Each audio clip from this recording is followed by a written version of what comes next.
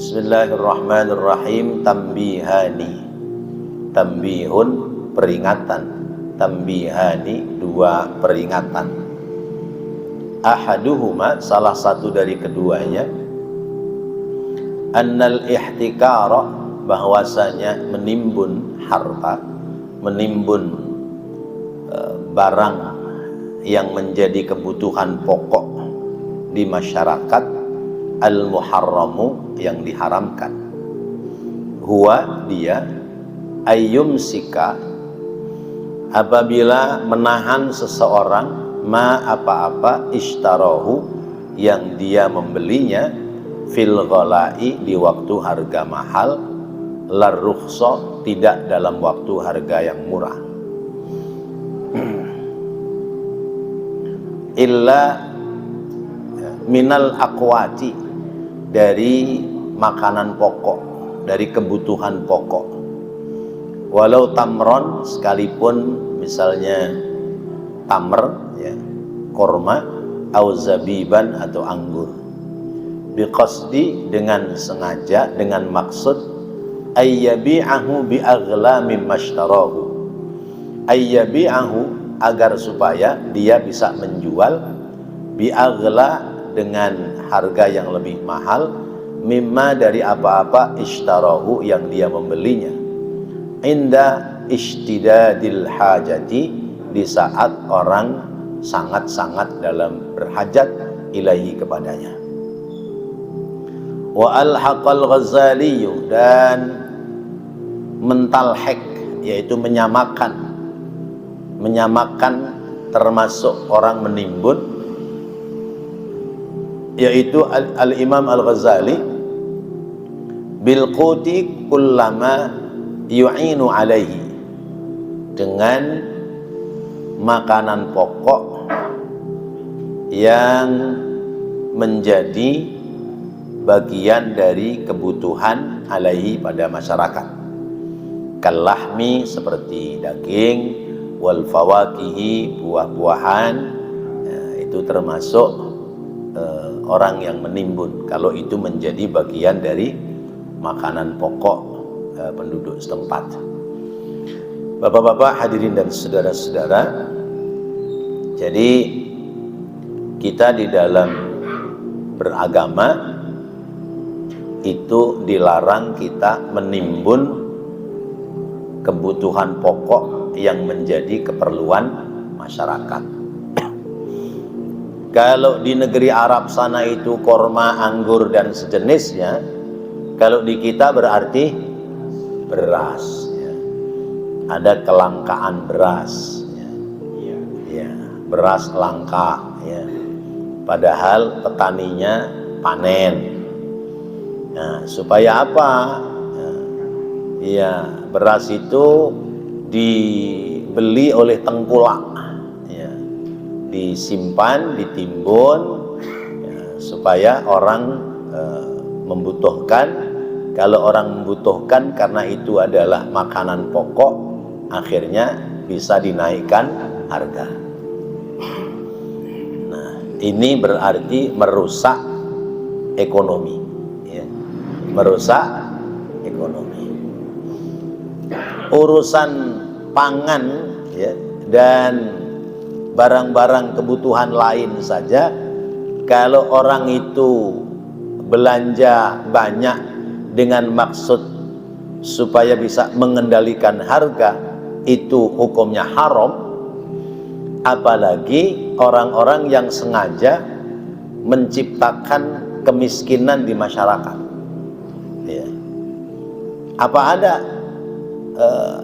masyarakat diciptakan kemiskinan? Ada.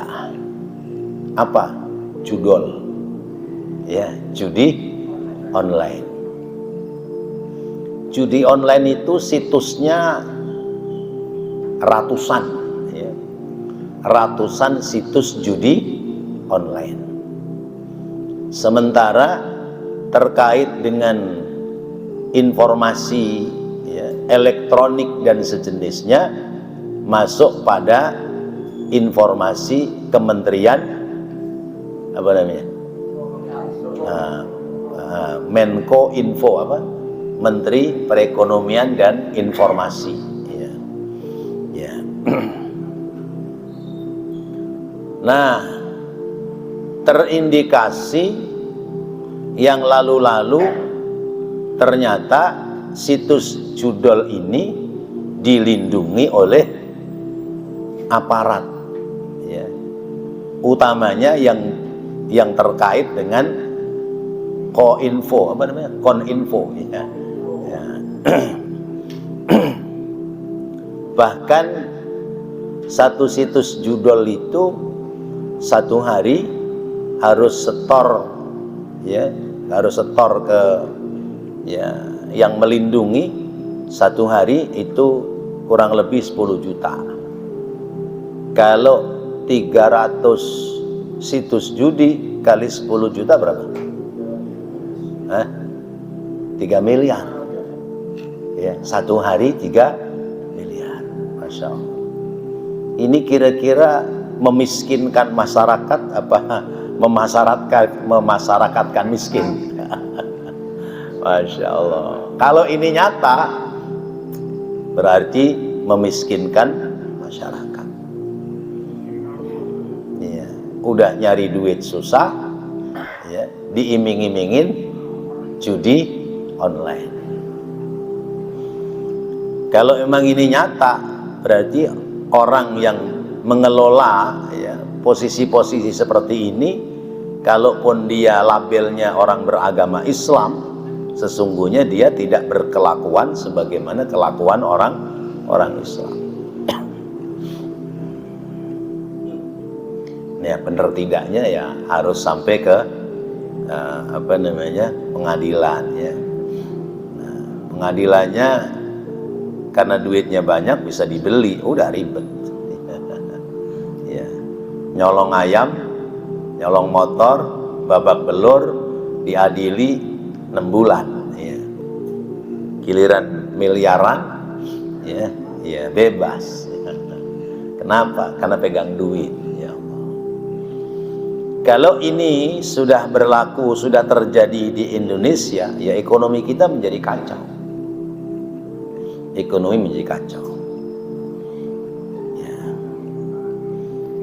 Kita punya wakil di DPR, ya. DPR daerah ada, DPR pusat ada. Yang tempo hari kita pilih itu harusnya ikut menyuarakan, ya, rintihan teriakan masyarakat, ya. Cuman nggak tahu, ya, aspirasi kita terserap apa enggak, ya. Masya Allah. Nah, kita misalnya sebagai pedagang atau sebagai pengusaha, lalu usaha kita diantaranya adalah, ya, jual beli tentang bahan-bahan pokok yang menjadi kebutuhan primer di masyarakat. Maka kita ini sebagai penyalur kepada masyarakat, sehingga jangan ditahan itu barang-barang yang menjadi kebutuhan masyarakat. Kalau ditahan, masyarakat teriak, ya akhirnya ya udah, kalau mau beli berani nggak sekian, kalau nggak berani ya nggak bisa jual. Ujung-ujungnya orang perutnya lapar, butuh makan, ya bayar sekalipun harganya mahal. Nah, ini namanya sudah mengacaukan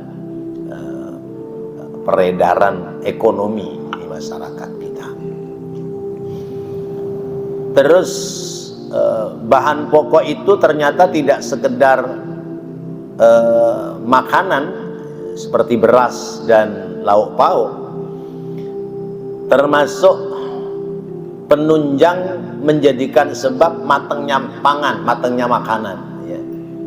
Kalau dulu pakai kayu bakar, modern sedikit pakai minyak tanah, modern lagi sekarang pakai gas, ya, ya, pakai gas.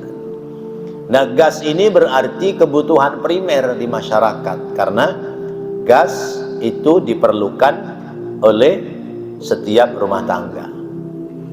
Sehingga orang menimbun gas supaya harganya naik, juga masuk pada kategori al-muhtakir, orang yang menimbun. Kata Imam Ghazali, nggak sekedar makanan pokok saja, termasuk lauk pauknya, ya. Daging sengaja dibuat langka supaya naik, atau misalnya lauk pauk yang lain, ikan-ikanan, ikan laut dan sebagainya, atau jenis kebutuhan apa saja yang menjadi bagian dari kebutuhan masyarakat, itu harus dijaga peredarannya di masyarakat sehingga masyarakat betul-betul itu terjamin. Dan ini menjadi tanggung jawab pemerintah, karena pemerintah itu ada dua tugas besar. Apa? Alladzi at'amahum min ju'in wa amanahum min khauf. Dua tugas besar pemerintah adalah memberikan pelayanan dari segi keamanan makanan sehingga masyarakat itu lepas dari kelaparan. Kemudian yang kedua, memberikan keamanan dari rasa takut. Ini dua tugas besar pemerintah yang harus dijalankan sehingga negara ini harus aman. Nah, ternyata ada orang-orang yang memang kepingin negara ini nggak aman, ya. Karena itu bisa memancing ikan di air keruh. Kalau airnya bening malah nggak kebagian ikan, ya. Ya, dibikin keruh, ya. Ijazah palsu kagak rapi-rapi, ya. Terus ya banyaklah ya kasus-kasus yang tidak cepat terselesaikan. Nah, ini bisa menjadikan situasi keamanan negara itu menjadi goyang. Wasarrahal qadhi, dan menjelaskan Qadhi Al-Husain, ya, bi karahatil ikhtikari fi siyabi, ya. Kata Qadhi Husain, termasuk pakaian, karena pakaian juga merupakan bagian pokok dari masyarakat, ya. Orang menimbun pakaian, ya, jadi ada kelangkaan pakaian. Ini kira-kira terjadi nggak kalau urusan pakaian? Ya, kayaknya nggak bisa, ya.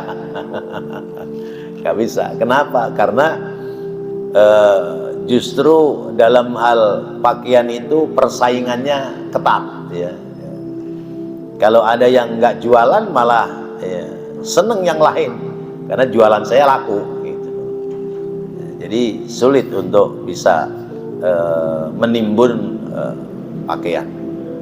Nah, menimbun pakaian ini bukan pada pakaian jadi, tapi bahan bakunya.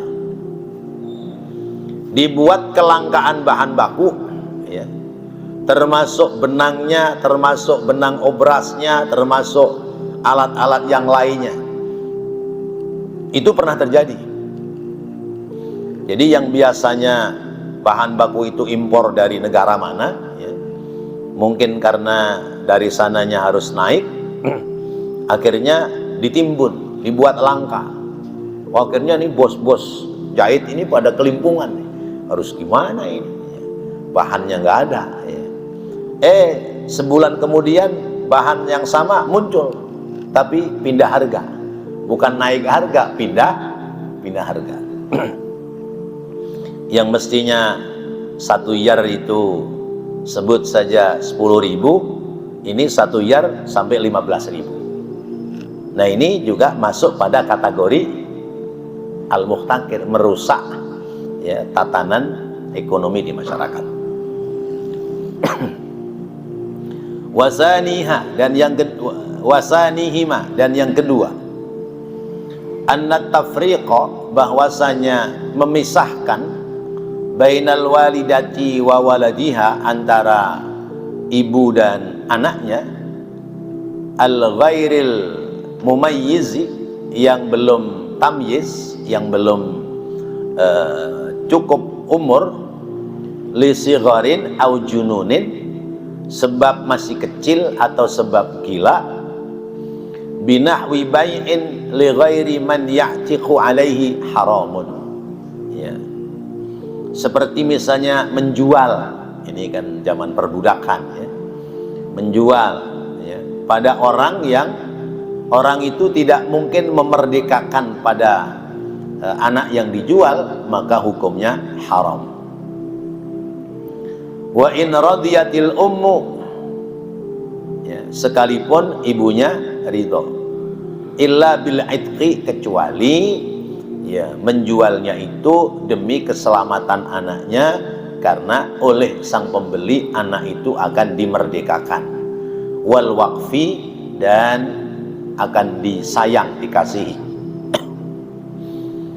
Wa yabtulu dzalika at-tasarrufu, dan batal pula akan hal itu menjual, ya, wal abu wal jaddu wal jaddatu wa in ba'uda, ya, misalnya yang menjual bapaknya atau kakeknya atau neneknya, sekalipun itu jauh, ya.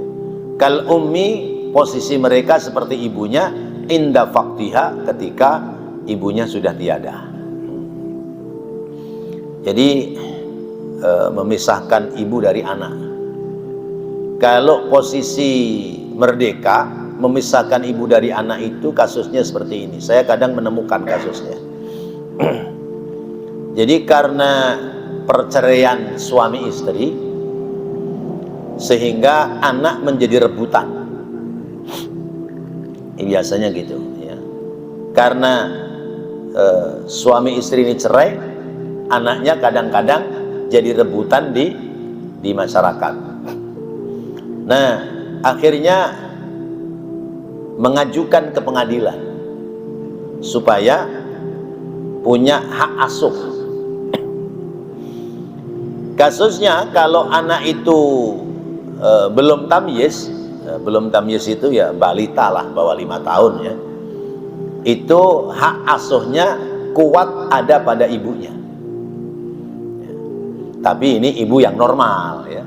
Ibu normal itu artinya ibu yang punya tanggung jawab merawat anak. Hak asuhnya di ibunya, kewajiban nafkahnya ada di bapaknya. Itu benernya begitu. Kalau ibunya normal, artinya perempuan yang memang punya tugas berkewajiban membesarkan anak. Tapi kalau ibunya dalam tanda kutip geblek,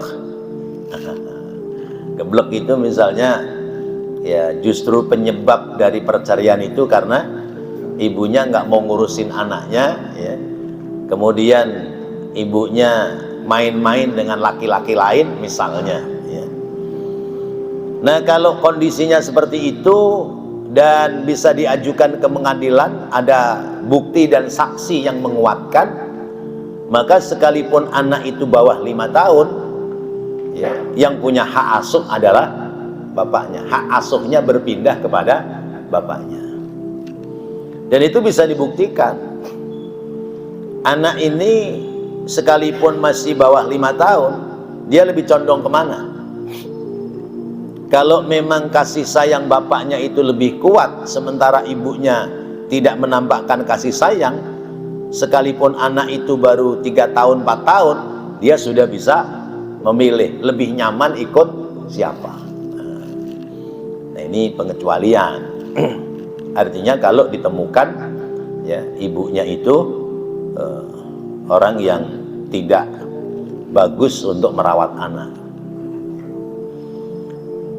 Memang terpulang kepada manusianya, orangnya.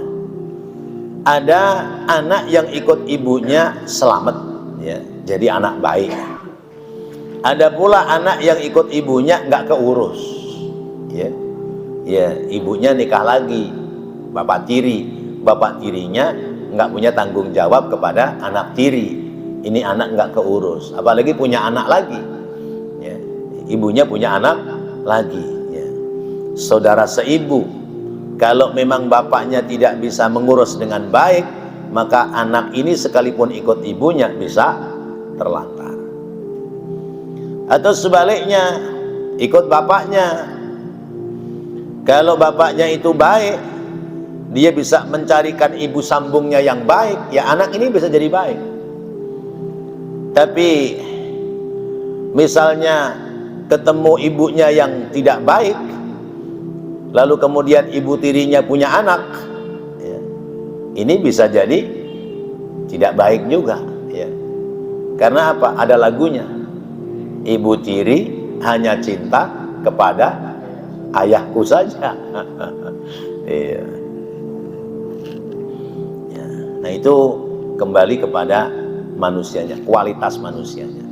Tetapi kalau misalnya anak dibuang di depan rumah, anak dibuang depan rumah orang gitu ya. Nah ini banyak kejadian, ya. Ya. Ini perempuan hamil hasil hubungan gelap, ya. Ya karena hubungannya di tempat yang gelap barangkali. Lalu dia mau bunuh anak itu nggak tega, ya. Mau merawat bapaknya nggak jelas, ya. Akhirnya dia taruh depan rumah orang kaya. Cari orang kaya yang nggak punya anak, taruh dulu di situ. Ya. Kemudian ini anak dirawat oleh orang kaya. Kalau zaman dulu barangkali karena tidak ada ukuran urusan administrasi, nggak ada persoalan. Tapi kalau zaman sekarang apa-apa harus ada administrasi. Kalau emang mau dipungut, mau dirawat, kudu didaftarkan, ya. Sehingga secara administrasi ini anak menjadi anak yang diadopsi, ya. Ada surat adopsinya, ya. Apalagi ngambilnya di panti misalnya, itu harus ada adopsi. Nah, kalau orang ngambil dari panti itu, apalagi yang diambil itu anak perempuan, harus tahu siapa bapaknya, siapa emaknya, ya. Kemudian ini anak hasil pernikahan apa hubungan gelap juga gitu. Karena menyangkut nanti ketika perempuan ini dewasa, pernikahannya walinya kudu dicari. Kalau walinya dicari nggak ada, nggak ketemu, barulah wali hakim gitu. Nah ini kasusnya bayi dibuang, ya, nggak tahu bapaknya siapa, maknya siapa, nggak jelas. Terus nanti pernikahannya bagaimana? Terus binnya siapa? Ya. Nah kalau ketemu ibunya tapi bapaknya nggak jelas, maka berarti binnya ibunya. Nabi Isa bin Maryam, bukan bin Yusuf, ya. Karena kalau pemahaman orang Kristen bahwa Maryam itu pacaran dengan Yusuf, hamil sebelum menikah, lalu kemudian ditinggal oleh Yusuf, ya. Itu pemahaman dalam agama lain. Kalau dalam Islam jelas bahwa Maryam itu dipilih oleh Allah untuk hamil tanpa ada pembuahan dari laki-laki. Maka Isa bin Maryam. Misalnya anak ini dewasa mau menikah, ya, kalau ada kejelasan ibunya siapa, misalnya namanya Umar, ya, Umar bin, misalnya ibunya Hindun, ya, Umar bin Hindun misalnya begitu. Nah kalau nggak tahu semua bapaknya siapa, emaknya siapa, ya nggak pakai bin-binan dah, ya. Iya, kalau mau dibinkan ya bin Abdullah, bin hamba Allah, ya. Abdullah itu hamba Allah, ya. Nah orang kita nyebutnya bin Fulan, ya. Fulan itu kan artinya anu, ya. Fulan bin Fulan, anu bin anu, ya. Misalnya ada Ali bin Fulan, ya. Fulan itu anu karena nggak tahu siapa namanya, maka bahasa Arabnya Fulan, si Fulan gitu. Nah kalau perempuan bagaimana? Ya sudah, nikahnya nanti wali hakim. Ini yang ditanyakan apanya? Ya besarnya, iya sekalipun anaknya laki-laki, Anaknya laki-laki, tadi namanya Isa bin Maryam. Misalnya ini orang perempuan ngelahirin, terus dikasih sama orang kaya. Perempuan ini namanya siapa? Namanya misalnya Zainab. Anaknya oleh yang mungut dikasih nama, misalnya Aldo. Aldo bin Zainab, binnya ibunya. Ya, habis bapaknya nggak jelas. Gitu. Misal. Nah, itu kalau anak boleh nemu atau boleh mungut. Sehingga kudu jelas kalau misalnya kita mungut dari panti, siapa bapaknya, siapa ibunya, di mana alamat tinggalnya. Saat nanti sudah dewasa, itu harus dijelaskan kepada anaknya supaya bisa mencari orang tua kandungnya, orang tua aslinya. Nggak usah takut nanti ketemu orang tua aslinya terus meninggalkan orang tua pengempunya, nggak usah takut gitu. Baik. Nah, di keterangan ini yang dimaksud adalah ya, anak yang terlahir dari perempuan budak. Maka haram dipisahkan, apalagi dipisahkannya dengan dijual, yang oleh pembeli anak ini tidak mungkin dimerdekakan. Tapi kalau ada kemungkinan anak ini dimerdekakan atau ada perjanjian sesudah saya beli akan saya bebaskan, maka sang ibu boleh melepaskannya. Karena apa? Demi masa depan anaknya. Ketimbang ikut ibunya tetap jadi budak, maka diambil orang lain menjadi orang bebas, orang merdeka. Gitu.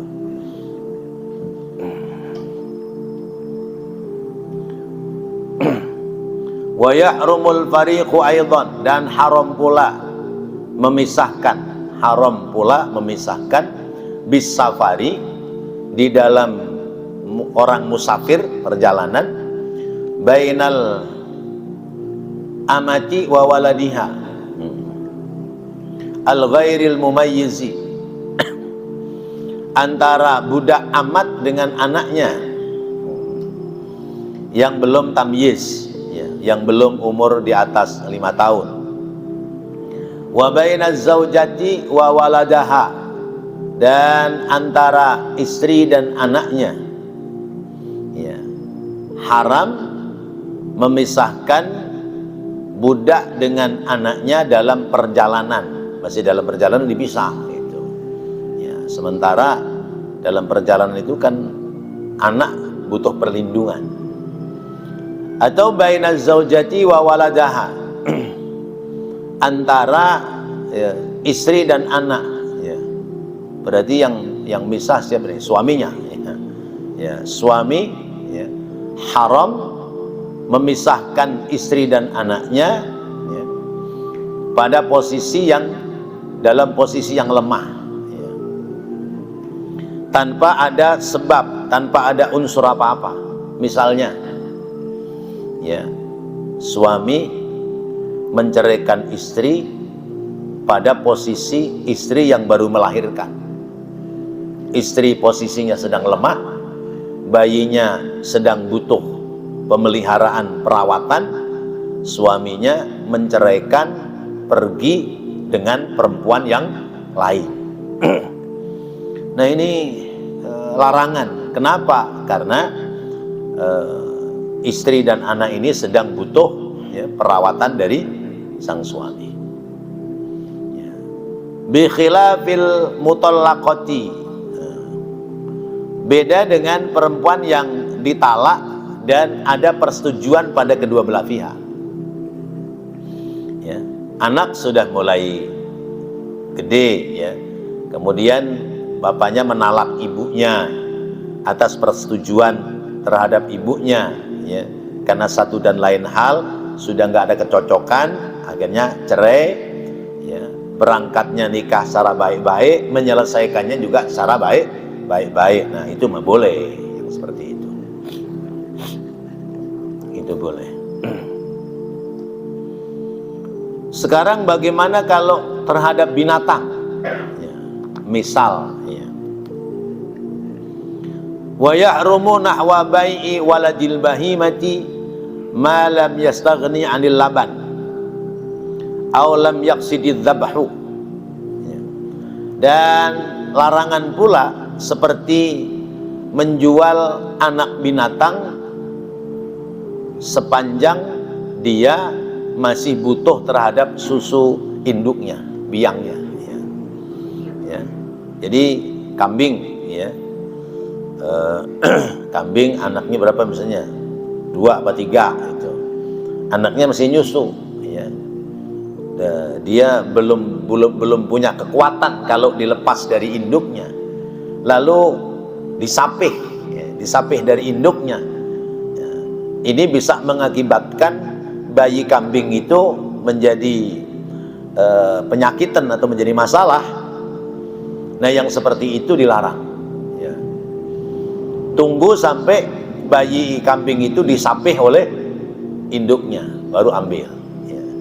Berarti sudah mandiri. Tuh, Islam mengajarkan demikian. Jangankan terhadap sesama manusia, terhadap binatang saja itu harus ada perhatian seperti itu. Aw lam yaqsididz dzabh, atau tidak bermaksud menyembelih, ya. Anaknya masih kecil, ya. Biangnya disembelih, ya. Ya, anaknya jadi apa, berisik mulu manggil maknya, ya, mak-mek kan, mek kan gitu kalau kambing, ya, anak kambing, ya, misalnya begitu. Kecuali biangnya keracunan. Kalau nggak disembelih mati nggak karu-karuan, ya, ada atau sakit yang harus sembelih, ya, itu lain. Ini contoh. Wa batala, dan tidak sah, ya. Jadi aulam yaqsididz dzabha wa batala, batal, artinya tidak sah. Tapi kalau ada masalah-masalah yang memang menjadikan sebab itu binatang kudu dipisah, ya nggak apa-apa. Atau misalnya burung peliharaan, ya, ternakin, terus kemudian udah netes diambil dari sarangnya, ya. Boleh apa enggak? Ya, boleh kalau memang diloloh yang bisa menjadikan sebab bayi burung itu menjadi tumbuh. Kenapa? Karena posisinya di kandang, bukan di tempat yang bebas. Kalau posisi di kandang, kalau makannya kurang, justru kalau diloloh sama induknya bisa jadi mati, kurang makan. Nah, sekarang bagaimana kalau di alam bebas? Ini bayi masih diloloh, ya, bayi burung, ya, main diambil aja, ya, induknya nyari, ya. Nah, ini bisa jadi sebuah larangan. Kenapa? Karena berarti mengecewakan terhadap makhluk, sesama makhluk Allah. Hanya nafsu pribadinya ingin, ya, merawat itu anak burung, dia ambil dari sarangnya padahal masih belum layak untuk diambil. Ujung-ujungnya diloloh karena nggak pinter ngerawat, mati.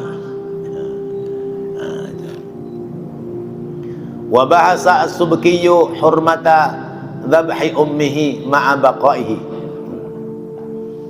Dan telah membahas Imam As-Subki tentang haramnya menyembelih biangnya, ya, serta baqaihi, serta berbarengnya anak dengan induknya. Wa yahrumu, dan haram pula haram pula, ini tadi masalah termasuk binatang, itu kita kudu punya kehati-hatian kalau memisahkan antara anak binatang dengan induknya. Wa yahrumu, dan haram pula bai'u nahwil ainabi, menjual semisal anggur, mimman, kepada orang alima, yang dia tahu, au dhanna, atau punya prasangka, annahu bahwasanya orang yang membelinya yattakhiduhu mengambilnya atau membelinya itu muskiron akan dijadikan sebagai arak ya. Muskiron lisyurbi akan dijadikan sebagai arak yang memabukkan ya. Wal hashishati ya, dan rerumputan mimman dari orang ya'lamu yang dia tahu annahu yastahmiluha ya, membutuhkannya. Wal amradu dan al amrad menjual amrad mimman kepada orang arafa yang dia tahu al fujura atau bil fujuri bihi ya, untuk dibuat kejahatan. Amrad itu ya seperti peralatan ya, semacam pisau atau yang lain ya, pisau, golok dan yang lainnya, dijual kepada orang yang akan melakukan kejahatan. Walau bistifadatin ya, sekalipun sekedar untuk menakut-nakuti atau menyakiti. Wadiki dan haram pula menjual ayam jantan lil muharosyati yang kita tahu bahwa pembelinya bakal dijadikan aduan. Wal kabsyi dan haram pula menjual domba lil munatohati ya, kalau tahu bahwa yang membeli bakal buat adu domba. Wa kulli ma yuaddi ila maksiatin dan setiap sesuatu yang bisa mendatangkan kepada perbuatan maksiat walau dhannan sekalipun secara dhonni maka dihukumkan haram. Ini memang agak susah ya, agak susah karena posisinya misalnya ini kan yang buat contoh anggur ya, orang jual anggur tapi dia tahu bahwa yang membeli anggur bakal dijadikan sebagai minuman. Nah, itu haram kalau kita tahu persis ya. Atau misalnya jual alat-alat, jual senjata ya, yang jual tahu bahwa yang membeli orang jahat ya, itu bisa buat mencelakai orang lain. Atau orang jual ayam, biasanya ayam aduan, ayam apaan? Ayam Bangkok ya, jual ayam Bangkok tapi tahu persis bahwa yang beli itu memang dia tukang ngadu ayam, bukan hanya untuk rawatan atau hiasan. Atau ya, misalnya domba atau hal-hal yang lain ya. Menjual sesuatu yang sekiranya barang itu akan jatuh kepada hal-hal yang melakukan perbuatan haram, maka apabila tahu hukumnya larangan, dilarang, diharamkan ya. Ya. Contohnya apa misalnya di masyarakat? Hah? Jual ayam aduan, ya itu contoh ya. Ada contoh lain misalnya apa? Hah? Sapi buat lomba karapan ya. Burung dara buat apa itu namanya? Aduan, burung dara balap misalnya ya. Masya Allah. Nah ini hal-hal yang bisa berangkat dari syubhat ya, berangkat dari syubhat sampai akhirnya menjadi haram ya. Kalau seperti itu keadaannya, berarti orang menjual alat-alat yang alat itu untuk berbuat maksiat, dosa nggak? Misalnya di warung jual kartu gaple, kartu gaple, kartu remi dan sejenisnya, jadi haram nggak? Ada nggak kartu gaple buat ibadah? Nggak ada, berarti bisa jadi hukum haram. Nah inilah Islam ya, itu sangat berhati-hati berkait dengan ya, aktivitas kehidupan kita, dari masalah jual beli, dari masalah memperoleh harta dicari yang halal ya, sampai pada hal-hal yang ketika kita melepaskan sesuatu pindah ke orang lain, itu kalau kita tahu bahwa itu menjadikan mafsadat, maka sebaiknya tidak dilakukan. Wallahu a'lam bishawab. Mudah-mudahan menjadi tambahan ilmu yang bermanfaat. Amin ya Allah ya Rabbal Alamin. Rabbana taqabbal minna innaka antas sami'ul alim wa tub alaina innaka antat tawwabur rahim. Rabbighfir warham wa anta khairur rahimin. Wa sallallahu ala sayyidina Muhammad wa ala alihi wa sahbihi wa sallam. Walhamdulillahi rabbil alamin. Wassalamu alaikum warahmatullahi wabarakatuh.